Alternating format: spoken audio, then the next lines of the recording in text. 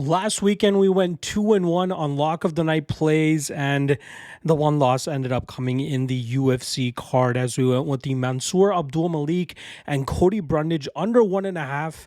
Now, that's three straight events where I've leaned on an under in a fight where I fully expected one fighter to go out there and just punish the other right off the jump. But unfortunately, we're 1-2 in those two unders. The last one that we ended up hitting was the Ju Sung Yu and Jekka Sergi under 1.5, which only lasted 20 seconds. And I think it gave me some false confidence in terms of thinking that Abdul Malik could end up going out there and doing something similar to Cody Brundage. But unfortunately, they ended up staring at each other for about 10 minutes before they ended up letting the leather swing in the third round. But by then, it didn't really matter. So we end up taking an L there. We did hit on our LFA and I believe KSW lock of the night plays. I think it was KSW. LFA and PFL. I did not have lock of the night plays for KSW or whatever the other OKTAGON, even though I should have. The two biggest plays that I had on those cards, I did not say were lock of the night plays, but we came through with Ivan Bookinger, who I was pretty big on, and then Phil DeFries, who I was also pretty big on. But, I haven't been performing all that well with those two promotions, hence why my confidence was not all that high in terms of actually playing a lock of the night play that night. So we take an L there. So like I said, or not an L, but we pass, which is sometimes worse than an L, if I'm being honest, especially if you end up hitting on it too. So that now brings our yearly record to 25-23 from minus 38.12 units, minus 16% ROI. I think in terms of a difference from the prior week, it was like minus 0.03 units or something like that. So half of an inch step backward. But again, definitely slowly building ourselves out of that hole or digging ourselves out of the hole that we've gotten ourselves into. So we'll see if we can continue that trend this week. We got the UFC going down. We got PFL going down on Friday, as well as LFA. And I hope to have lock of the night plays for those bad boys as well. All right. Let's quickly go over the top 3 lock of the night candidates that I have for this card. Remember, I've already dropped it for the lock of the night Patreon folks on the MMA LOTN Patreon page. You can find that in the description below.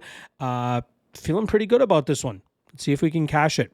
All right, first one up, we got Melissa Mullins coming in at minus 275 as she rematches Daria Zelezniakova, a fighter that she's already defeated in the past. I believe that fight was back in November of 2023, and after getting her nose bloodied a little bit, she was able to quickly get the takedown after that and then transition to a dominant position to force the TKO stoppage.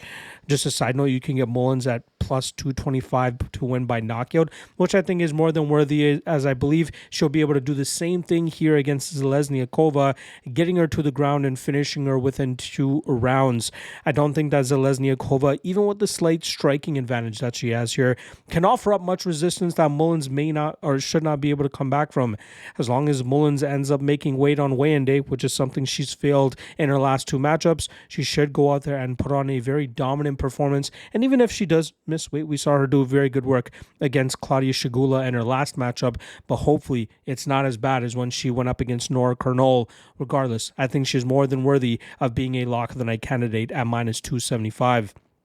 The second lock of the night candidate is going to be Curtis Razor Blades, who comes in at minus 265 as he goes up against Rizvan Kuniev.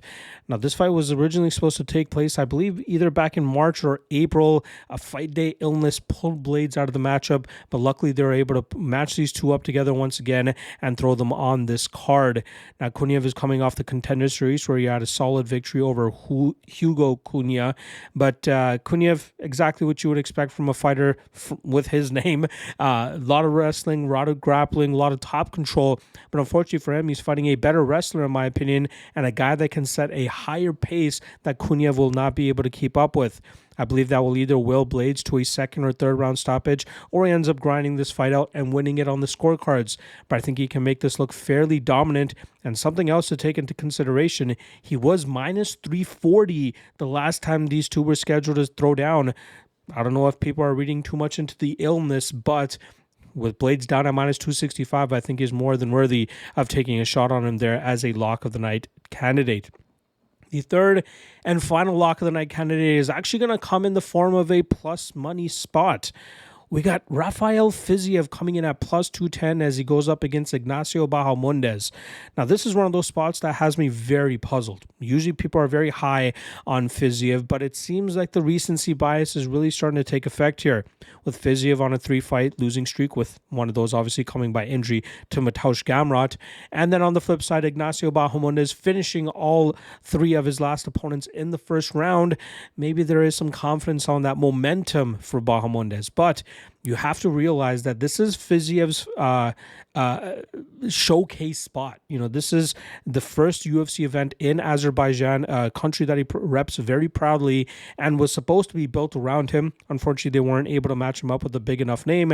Thus, he got his pick of the litter and he decided to take on Ignacio Bahamondes, a fighter where he should have a tremendous speed advantage against, has a solid amount of power that he can translate as well. But not to mention, he can mix it up in the wrestling if he needs to, and I think his submission defense is good enough to deal with whatever Bahamondes throws up off of his back. So even though he's at a big height and reach disadvantage here, I think he can make up for it with his speed and strength, and I think that will get him either a TKO or a decision victory, but he's more than capable of pulling off the upset here and coming through as a lock of the night candidate. Which one of these 3 will be the official lock of the night play? Check the link in the description below for the MMA LOTN Patreon page. Otherwise, I will see you guys later today for the chalk or not segment, where I believe we got 6 or 7 chalky spots on this 12-fight card, and I'll let you know which ones to either jump on or try to avoid like a landmine. I'll see you guys later today. Peace.